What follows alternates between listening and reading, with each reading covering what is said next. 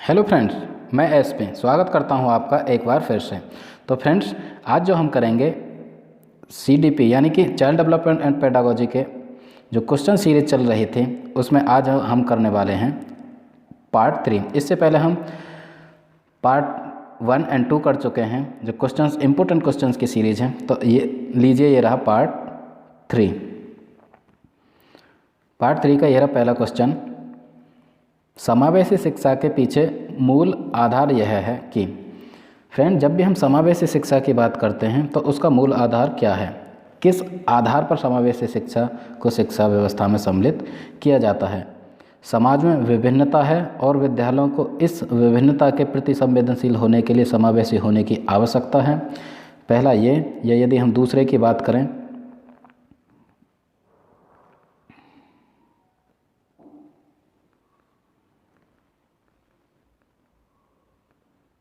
हाँ, तो ये रहा बी ऑप्शन। हमें विशेष आवश्यकता वाले बच्चों के लिए यानी बच्चों के ऊपर दया करने की आवश्यकता और सुविधाओं तक उनकी पहुंच होनी चाहिए। या फिर हम बात करें विशेष आवश्यकता वाले बच्चों के लिए अलग विद्यार्थियों की व्यवस्था करना लागत प्रभावी नहीं है।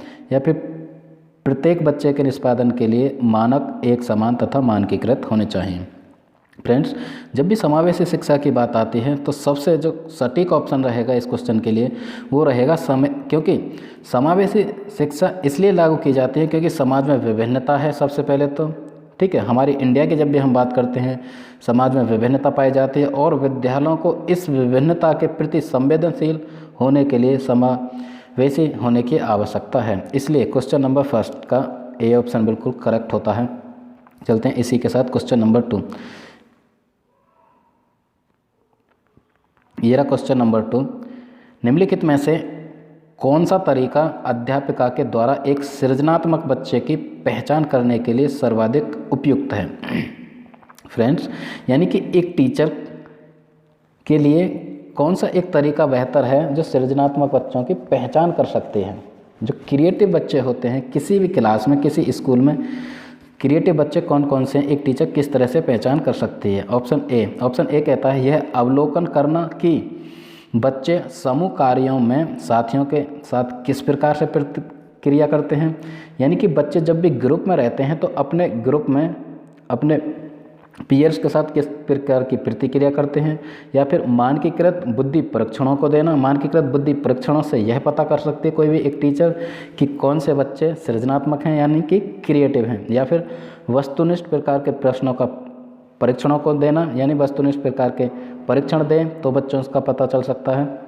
या फिर डी ऑप्शन कहता है बच्चे को विस्तृत रूप से अवलोकन करना, ठीक है। यानी कि बच्चे को अवलोकन करे बच्चे का विशेष रूप से उस समय जब वह समस्याओं को हल करती हैं। यानी कि एक टीचर यदि बच्चों में क्रिएटिव बच्चे को खोज रहे हैं या उसकी पहचान कर रहे हैं तो उसे सबसे ज़रूरी ये चाहिए कि बच्चों का विस्तृत रूप से वो अवलोकन करें, विशेष रूप से उस समय जब वो समस्याओं को हल कर रहे हैं यानी प्रॉब्लम सॉल्व कर रहे हैं तो किस तरह से अपने एक्सपीरियंस के आधार पर अपने क्रिएटिविटी का यूज करके वो किसी भी क्वेश्चन को सॉल्व करती है। इस तरह से कोई एक टीचर अपने बच्चे को पहचान सकती है कि वो क्रिएटिव है यानी कि सृजनात्मक है। तो क्वेश्चन नंबर 2 का डी ऑप्शन बिल्कुल सही होता है। अब हम चलते हैं नेक्स्ट, ये रहा क्वेश्चन नंबर 3।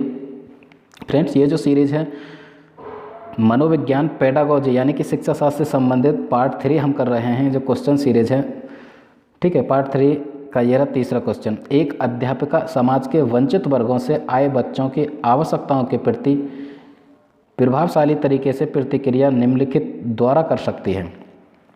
एक अध्यापिका यानी समाज के वंचित वर्ग से आए जो बच्चे हैं उनकी आवश्यकताओं के प्रति प्रभावशाली तरीके से प्रतिक्रिया निम्नलिखित किसके द्वारा कर सकती है। ए ऑप्शन कहता है अन्य बच्चों को वंचित वर्ग से आए बच्चों के साथ सहयोग करने के लिए कहना। वो कहे कि जो सभी बच्चे क्लास में और बच्चे हैं उनसे कहे कि वंचित वर्ग से जो आए बच्चे हैं उनके साथ सहयोग करें, विद्यालयों के तरीके सीखने में उनकी सहायता करें, ठीक है। यानी जो क्लास में पहले से बच्चे मौजूद हैं वो वंचित वर्ग से आए बच्चों के साथ सहयोग करें और उनकी हेल्प करें, इस तरह से कहे एक टीचर। या फिर विद्यालय व्यवस्था तथा स्वयं के उन तौर तरीकों के बारे में विचार करना जिनसे पक्षपात एवं रूढ़िवादिताएं झलकती हैं। यानी कि विद्यालय व्यवस्था एवं स्वयं के तौर तरीकों के बारे में विचार करना, इस तरह से विचार करें स्कूल की व्यवस्था या तौर तरीकों से जिससे पक्षपात एवं रूढ़िवादिता झलकती है। ठीक है, इस तरह की विचारधारा पर विचार करें और उनमें सुधार करें। ऑप्शन बी इस तरह से कहता है। यदि सी की बात करें, उनके प्रताड़ित होने के अवसरों को कम करने के लिए यह सुनिश्चित करना कि बच्चे आपस में अन्योन्य क्रिया करने का मौका न पाएँ। ठीक है, यानी बच्चे आपस में इस तरह से ना उलझ पाएँ, यानी कि किसी तरह का उसमें भेदभाव ना रहे। या फिर वंचित वर्ग से आए बच्चों को विद्यालय के नियमों एवं अपेक्षाओं के प्रति संवेदनशील बनाना ताकि वे उनका अनुपालन कर सकें। फ्रेंड्स, तो यहाँ पे हम देख पा रहे हैं कि क्वेश्चन नंबर 3 का बी ऑप्शन बिल्कुल करेक्ट रहेगा। बी ऑप्शन कहता है विद्यालय व्यवस्था तथा स्वयं के तौर तरीका। एक टीचर को चाहिए कि विद्यालय में किस तरह की जो व्यवस्था है या स्वयं के तौर तरीकों से यह बिल्कुल भी ना झलके, बच्चों के प्रति बच्चों के समक्ष ये महसूस ना हो कि एक टीचर या फिर स्कूल की व्यवस्था उसके साथ पक्षपात करती है या रूढ़िवादिता है। यदि इस तरह से उसमें वो सुधार कर सकती हैं तो विशेष वर्ग से आए बच्चे या वंचित वर्ग से आए बच्चे, ठीक है, आपस में घुल मिलकर किसी तरह के से अपने आप को अलग महसूस नहीं कर पाएंगे। तो फ्रेंड, क्वेश्चन नंबर 3 का ऑप्शन बी बिल्कुल सही होता है। इसके साथ क्वेश्चन नंबर 4 ये रहा इस सीरीज का, इस पार्ट का क्वेश्चन नंबर 4। चौथा क्वेश्चन, अनुसंधान से पता चला है कि विद्यालयों में अनेक स्तरों पर विभेदीकरण पाया जाता है। ठीक है, तो अनुसंधान एक रिसर्च की गई, उसके द्वारा पता चला कि जो विद्यालय हैं, जो स्कूल हैं, उनमें विभेदीकरण यानी डिफरेंसेस, भेदभाव पाया जाता है। उच्च प्राथमिक स्तर पर इसमें से यानी कि इनमें से कौन सा विभेदीकरण का एक उदाहरण नहीं है। यदि हम उच्च प्राथमिक विद्यालयों की बात करें तो उनमें से एक जो विभेदीकरण पक्षपात का एक उदाहरण कौन सा नहीं है। फ्रेंड्स, क्वेश्चन को देखो, यानी कि नहीं है पूछा है। ऑप्शन ए कहता है बहुत से अध्यापक पढ़ाने के लिए केवल व्याख्यान विधि का प्रयोग करते हैं। बहुत से अध्यापक पढ़ाने के लिए सिर्फ व्याख्यान विधि का प्रयोग करते हैं। या फिर मध्याह्न भोजन के दौरान दलित बच्चों को अलग बैठाया जाता है, यानी कि मिड डे मील के दौरान दलित बच्चों को अलग बैठाया जाता है। तो फ्रेंड्स, ये तो पक्षपात हो गया ना, ये विभेदीकरण है विद्यालयों में कि बच्चों के साथ पक्षपात करके एक विशेष वर्ग के बच्चों को अलग बैठाया जाए और एक दूसरे विशेष वर्ग के बच्चों को अलग बैठाया जाए। ठीक है, सी की बात करें, लड़कियों को गणित तथा विज्ञान विषयों को लेने के लिए प्रोत्साहित नहीं किया जाता, तो ये भी एक पक्षपात हो गया। ठीक है, लड़कों से कहें कि आप गणित ले सकते हैं या विज्ञान ले सकते हैं, और लड़के से कहें कि आप नहीं ले सकते। डी की यदि हम बात करें, डी कहता है अध्यापकों के निम्न सामाजिक आर्थिक परिवेश से आए बच्चों से बहुत कम अपेक्षाएं, यानी कि एक टीचर इस तरह की कोई अपेक्षा ना करें जो बच्चे सामाजिक और आर्थिक परिवेश मतलब उनका लोअर है तो उनके साथ कुछ अपेक्षा ही ना करें, मतलब उनके साथ भेदभाव करें। तो फ्रेंड्स, क्वेश्चन में पूछा गया है कि कौन सा एक विभेदीकरण नहीं है, कौन सा एक भेदभाव नहीं है। बाकी बी सी डी की बात करें तो पक्षपात और भेदभाव को दर्शाता है। लेकिन यदि हम बात करते हैं क्वेश्चन नंबर 4 के लिए, ऑप्शन नंबर ए ये बिल्कुल क्वेश्चन के हिसाब से करेक्ट ऑप्शन रहेगा, क्योंकि इसमें कहा गया बहुत से अध्यापक पढ़ाने के लिए केवल व्याख्यान विधि का प्रयोग करते हैं। कोई टीचर किस विधि का यूज करता है ये पक्षपात नहीं है। ठीक है, लेकिन बाकी सभी ऑप्शन में पक्षपात या विभेदीकरण दिखता है। तो क्वेश्चन नंबर 4 के लिए ए ऑप्शन बिल्कुल करेक्ट होता है। अब हम चलते हैं next question number 5। Question number 5, इनमें से कौन सी अधिगम अशक्तता वाले बच्चे की एक विशेषता है। यानी लर्निंग डिसेबिलिटी वाले जो बच्चे होते हैं, जिनको लर्निंग में डिसेबिलिटी है यानी कि अधिगम अशक्तता, वो सीखने में दिक्कत महसूस करते हैं, कौन सी विशेषता है। 50 से नीचे की बुद्धि लब्धि, उन बच्चों की जो बुद्धि लब्धि है 50 से नीचे होती है। या फिर अन्य बच्चों को धमकाना तथा आक्रामक कार्यों में लगे रहना, या फिर ऐसे बच्चे दूसरे बच्चों को धमकाते हैं और आक्रामक कार्यों में लगे रहते हैं, या फिर एक ही प्रकार की गत्यात्मक क्रिया को बार बार दोहराते रहते हैं। ठीक है, यानी कि फिजिकल एक्टिविटी करते रहते हैं। या फिर डी ऑप्शन की तरफ चलें, धारा प्रवाह रूप से पढ़ने तथा शब्दों को पलट कर जाने में कठिनाई। तो फ्रेंड्स, यहाँ पे क्वेश्चन नंबर 5 का डी ऑप्शन बिल्कुल करेक्ट रहेगा। यदि हम लर्निंग डिसेबिलिटी की बात करें तो लर्निंग डिसेबिलिटी कई तरह की होती हैं। There are many types of learning disability, यानी डिसकैलकुलिया हो गया, डिसअफेजिया हो गया, ठीक है, डिसग्राफिया हो गया। कई तरह के लर्निंग डिसेबिलिटी हैं जिसमें बच्चा यानी कि धारा प्रवाह से पढ़ने तथा शब्दों को पलट कर पढ़ने में दिक्कत महसूस करता है। यदि हम कोई भी बच्चा पढ़ने में दिक्कत महसूस करें, शब्दों को अच्छी तरह से नहीं समझ पाए, यदि वो यानी कि डी को बी पढ़ता है, इस तरह से पढ़ने में दिक्कत महसूस करे, लिखने में दिक्कत महसूस करे या फिर कैलकुलेशन संबंधित दिक्कत महसूस करे, तो इस तरह का बच्चा लर्निंग डिसेबिलिटी से ग्रस्त होता है, यानी कि जिसे हम लर्निंग आवश्यकता बोलते हैं। तो फ्रेंड्स यहाँ पे क्वेश्चन नंबर 5 का डी ऑप्शन बिल्कुल सही होता है। अब हम चलते हैं नेक्स्ट क्वेश्चन नंबर 6। ये रहा क्वेश्चन नंबर 6। निम्नलिखित में से कौन सा कथन सबसे बेहतर ढंग से वर्णन करता है कि कक्षा में बच्चों को प्रश्न पूछने के लिए क्यों प्रोत्साहित करना चाहिए। फ्रेंड्स क्वेश्चन है कि बच्चों को कक्षा में क्यों प्रोत्साहित करना चाहिए प्रश्न पूछने के लिए। हम बार बार बच्चों से ये कहें कि आप बिल्कुल प्रश्न पूछिए, बार बार प्रश्न पूछिए। जो कॉन्सेप्ट आपको क्लियर नहीं होता, जो भी चीज़ आपको समझ में नहीं आए, तो आप क्वेश्चन करिए क्यों, ऐसा क्यों करना चाहिए एक टीचर को। प्रश्न बच्चों की जिज्ञासा बढ़ाता है। प्रश्न से हम पाएंगे कि बच्चों की जिज्ञासा बढ़ेगी यदि बच्चे बार बार क्वेश्चन पूछेंगे। या फिर प्रश्न अननोन क्रिया के द्वारा अधिगम को आगे बढ़ाते हैं तथा संकल्पनात्मक स्पष्टता की दिशा में बढ़ते हैं। ठीक है, तो प्रश्न पूछने से बच्चे अननोन क्रिया करते हैं, अधिगम के साथ अधिगम उनका आगे बढ़ता है, या फिर एक संकल्पनात्मक यानी कॉन्सेप्ट क्लियर होता है, एक अवधारणा स्पष्ट रूप से समझ पाते हैं। या फिर सी ऑप्शन की बात करें, बच्चों को अपने भाषा कौशलों के अभ्यास की आवश्यकता होती है। ठीक है, यानी अपने जो भाषा कौशल हैं उनके अभ्यास की आवश्यकता होती है। या फिर जिन चीज़ों के बारे में बच्चे नहीं जानते उनके बारे में विचार करवा कर उन्हें यह महसूस करवाया जा सकता है। ठीक है, तो यदि क्वेश्चन के हिसाब से हम देखें, यानी कि प्रश्न पूछने से सबसे बेहतरीन ऑप्शन कौन सा रहेगा प्रश्न पूछने से संबंधित। तो फ्रेंड्स यहाँ पे बी ऑप्शन बिल्कुल करेक्ट रहेगा क्वेश्चन नंबर 6 का। ऑप्शन बी कहता है प्रश्न अननोन क्रिया के द्वारा अधिगम को आगे बढ़ाते हैं। यदि बच्चे प्रश्न पूछते हैं, ठीक है, तो उनका जो अधिगम है, उनकी जो लर्निंग प्रोसेस है वो आगे बढ़ता है, ग्रोथ करता है, यानी जो उनकी संकल्पनात्मक स्पष्टता है उसमें भी बढ़ने में दिशा होती है, यानी कि उनकी अवधारणा क्लियर होती हैं और वो अच्छी तरह से किसी भी कॉन्सेप्ट किसी भी चीज़ को समझ पाते हैं। ठीक है, इसलिए एक टीचर को चाहिए कि वो प्रत्येक बच्चे को प्रश्न पूछने के लिए मोटिवेट करे और बच्चे क्लास में प्रश्न पूछते रहें। क्वेश्चन नंबर 6 का बी ऑप्शन।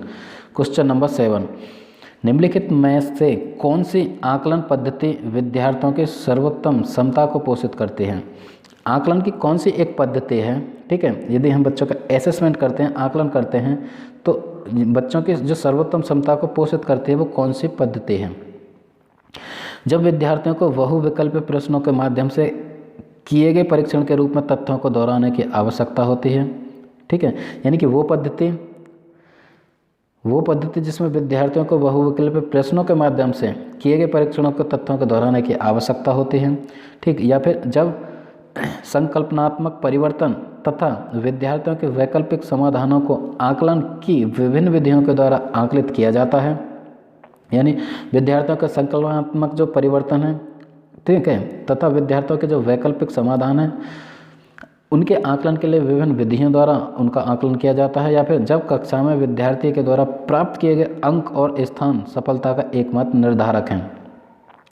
ऐसा बिल्कुल भी नहीं है कि सिर्फ अंकों के माध्यम से हम बच्चे की सफलता का निर्धारण करें। इस तरह का आकलन या इस तरह की पद्धति उचित रहेगी। डी ऑप्शन कहता है जब परीक्षा के अंकों और विद्यार्थियों की योग्यता के बीच सकारात्मक सहसंबंध पर बल दिया जाए। सिर्फ परीक्षा के अंकों, ठीक है, या फिर उनकी योग्यता पर ही बल दिया जाए। तो फ्रेंड्स यहाँ पे क्वेश्चन नंबर जो 7 है उसका ऑप्शन नंबर बी बिल्कुल करेक्ट रहेगा, यानी कि जब संकल्पनात्मक परिवर्तन तथा विद्यार्थियों के वैकल्पिक समाधानों को आकलन की विभिन्न विधियों के द्वारा आकलित किया जाए। यानी कि जब बच्चे की जो संकल्पना हैं उनमें परिवर्तन तथा विद्यार्थी के वैकल्पिक जो समाधान हैं उनके आकलन के लिए अलग अलग कई विधियों का प्रयोग किया जाए, उसके माध्यम से बच्चों का आकलन किया जाए, बच्चे की योग्यता का आकलन किया जाए, उसके इंडिविजुअल डिफरेंसेस का आकलन किया जाए, ये पद्धति सबसे उचित रहेगी। ठीक, तो क्वेश्चन नंबर 7 का बी ऑप्शन सही होता है। अब हम चलते हैं नेक्स्ट 8वां प्रश्न। 8वां प्रश्न, एक बच्चे को सहारा देने की मात्रा एवं प्रकार में परिवर्तन इस बात पर निर्भर करता है। एक बच्चे को सहारा देना मतलब बच्चे का हम सहयोग कर रहे हैं, उसको यदि हम सहारा दे रहे हैं, ठीक है, सहारा देने की जो मात्रा है, कितनी मात्रा में किसी बच्चे को हम कितना सहारा दे रहे हैं, और उसका प्रकार में परिवर्तन सहारा देने का जो प्रकार है उसमें परिवर्तन किस बात पर निर्भर करता है? अध्यापिका की मनोदशा, ये सिर्फ एक टीचर की मनोदशा है कि वो किस बच्चे को कितना मात्रा में सहयोग देती है और उस तरह से वो सहयोग में परिवर्तन करती है। कार्य के प्रति प्रस्तावित पुरस्कार, या वो अपने स्टूडेंट्स को पुरस्कार दे जो पहले से उसने प्रस्तावित कर रखे हैं, ठीक है। या फिर बच्चे के निष्पादन का स्तर, बच्चे के निष्पादन स्तर के द्वारा वो यह डिसाइड कर सकती है कि किस बच्चे को कितना सहारा, कितनी हेल्प करनी है, ठीक है। उसके आधार पर वो अपने इस बात पर परिवर्तन कर सकती है। या फिर बच्चे की नैसर्गिक योग्यताएं, ठीक है। तो क्वेश्चन नंबर 8 का ऑप्शन नंबर सी बिल्कुल करेक्ट होता है, यानी बच्चे के निष्पादन का स्तर। बच्चा किसी कार्य को कितनी जल्दी सॉल्व करता है, उसका निष्पादन, उसका कंक्लूजन, उसका रिजल्ट परिणाम निकाल पाता है कितनी जल्दी, ठीक है। इस बात पर निर्भर करता है कि टीचर यह डिसाइड कर सकता है कि उसे कितने सहारा और कितनी मात्रा में उसे सहयोग करना है। तो क्वेश्चन नंबर 8 का सी ऑप्शन बिल्कुल सही होता है। अब हम चलते हैं नेक्स्ट क्वेश्चन नंबर 9। फ्रेंड्स, हम जो कर रहे हैं मनोविज्ञान शिक्षा शास्त्र से संबंधित एक महत्वपूर्ण क्वेश्चन सीरीज कर रहे हैं सीटेट 2020 के लिए, उसका आज हम पार्ट 3 कर रहे हैं। पार्ट 3 का ये रहा क्वेश्चन नंबर 9। उच्च प्राथमिक विद्यालय की गणित अध्यापिका के रूप में आप विश्वास करते हैं कि, यदि आप एक गणित यानी मैथ्स के टीचर हैं तो आप किस बात पर विश्वास करते हैं? निम्नलिखित में से आप देखिए। विद्यार्थियों की गलतियां उनके चिंतन में अंतर्दृष्टि उपलब्ध कराती हैं। यदि विद्यार्थी स्टूडेंट गलती करते हैं तो उनका जो चिंतन है, उनकी जो थिंकिंग है, अंतर्दृष्टियाँ उपलब्ध कराएंगे। उनकी जो मिस्टेक्स हैं, गलतियाँ हैं, वो उनकी सूझ उत्पन्न करेंगे। या फिर बी की तरफ चलें, उच्च प्राथमिक विद्यालय के सभी बच्चों में गणित पढ़ने की योग्यता नहीं है, ऐसा, ये तो ऑप्शन बिल्कुल हट ही जाएगा जिसमें नकारात्मक और नेगेटिव बात की जाए। देखिए बी ऑप्शन कहता है कि उच्च प्राथमिक विद्यालय के सभी बच्चों में गणित पढ़ने की योग्यता नहीं है। ऐसा किसने कह दिया भाई कि सभी बच्चों में नहीं है? ठीक है, तो यहाँ से ये ऑप्शन नकारात्मक है, इसे बिल्कुल हटा देते हैं। लड़के गणित को बिना अधिक प्रयास किए सीख जाएंगे क्योंकि यह उनकी जन्मजात विशेषता है तथा आपको लड़कियों के ऊपर अधिक ध्यान देने की आवश्यकता है। बिल्कुल भी नहीं जी, पक्षपात वाली बात आ गई। ठीक है, साइकोलॉजी में पक्षपात वाली बात पर विशेष रूप से जोर कतई भी नहीं दिया जाता भाई कि हम पक्षपात करें, यानी कि लड़के गणित को बिना प्रयास के सीख जाएंगे, ऐसा किसने कह दिया? कहाँ लिखा हुआ है भाई? क्योंकि उनमें जन्मजात विशेषता होती है, बिल्कुल नहीं होती भाई, ये भी नकारात्मक चीज़ है। लड़की और लड़का में किसी तरह का कोई भी भेदभाव नहीं किया जा सकता कि लड़के मैथ्स पढ़ेंगे या उनकी जन्मजात विशेषता होती है। जन्मजात विशेषता किसी की नहीं होती। माहौल, एटमॉस्फेयर, इन्वायरमेंट पर डिपेंड करता है एक टीचर की योग्यता के साथ साथ उसकी टेक्निक्स, कितनी शिक्षण पद्धतियाँ वो बच्चों के प्रति यूटिलाइज करता है, उस बात पर डिपेंड करता है कि लड़का कितना सीख पाता है या लड़की कितना सीख पाती है। कुल मिला के उसके स्टूडेंट्स कितना सीख पाते हैं, लड़की लड़का का तो कोई भेदभाव यहाँ पे होता ही नहीं है। डी की यदि हम बात करें, ऑप्शन डी कहता है विद्यार्थियों को कार्यविधिक ज्ञान को जानने की आवश्यकता होती है, चाहे वे संकल्पनात्मक आधार नहीं समझते हैं। ठीक है, तो कुछ हद तक यानी विद्यार्थियों के कार्यविधिक ज्ञान को जानने की आवश्यकता होती है। हाँ, सही बात है, जानने की आवश्यकता। एक टीचर चाहे उनके कार्यविधिक ज्ञान को जानेगा, चाहे वे संकल्पनात्मक आधार नहीं समझते हैं। ठीक है, तो इस तरह के ये यानी कि देखिए डी, सी और बी तीनों ऑप्शन यहाँ से हट जाते हैं। बिल्कुल ए जो ऑप्शन है बिल्कुल करेक्ट रहेगा। देखिए इसमें क्या कहा गया है, विद्यार्थियों की गलतियाँ उनके चिंतन में अंतर्दृष्टि उपलब्ध कराती हैं। ठीक, यानी एक गणित की अध्यापिका है, प्राथमिक स्तर गणित की अध्यापिका को इस बात पर बिल्कुल विश्वास करना चाहिए, यदि बच्चे स्टूडेंट्स किसी भी सॉल्यूशन में, किसी क्वेश्चन को सॉल्व करने में यदि गलती कर रहे हैं, ठीक है, तो उसकी गलती मतलब वो गलतियों पर चिंतन करेंगे, दोबारा से सोचेंगे, अपनी सूझ जो अंतर्दृष्टि होती है, इनसाइट, उसका यूज करेंगे, उसके बाद वो चीज़ों को आगे सीखेंगे, उनका लर्निंग प्रोसेस बेहतर रहेगा, यानी कि वो सकारात्मक रास्ते की तरफ जाएंगे। तो एक अध्यापक का जो गणित की है उसे यह विश्वास करना चाहिए, यदि बच्चे गलती करते हैं तो उन्हें डांटे फटकारे नहीं, क्योंकि वो गलती के द्वारा ही उनके चिंतन मजबूत होगा, उनकी अंतर्दृष्टि उन्हें उपलब्ध हो पाएगी। तो क्वेश्चन नंबर 9 का ऑप्शन ए बिल्कुल करेक्ट होता है। अब हम चलते हैं नेक्स्ट, इस सीरीज़ के पार्ट 3 यानी पार्ट 3 का लास्ट क्वेश्चन रहेगा, क्वेश्चन नंबर 10। आइए देखते हैं, इन कथनों में से आप किससे सहमत हैं? फ्रेंड्स, आप किस बात से सहमत हैं? आप कौन से एक ऑप्शन से बिल्कुल एग्री कर पाते हैं। एक बच्चा अनुत्तीर्ण होता है, यदि कोई एक बच्चा फेल हो जाता है क्योंकि सरकार विद्यालयों में पर्याप्त प्रौद्योगिकीय संसाधन प्रदान नहीं कर रहे हैं। एक बच्चे का फेल होना इस बात पर निर्भर करता है क्योंकि सरकार द्वारा जो स्कूल हैं उसमें जो प्रौद्योगिकीय संसाधन हैं वो अवेलेबल नहीं कराए गए।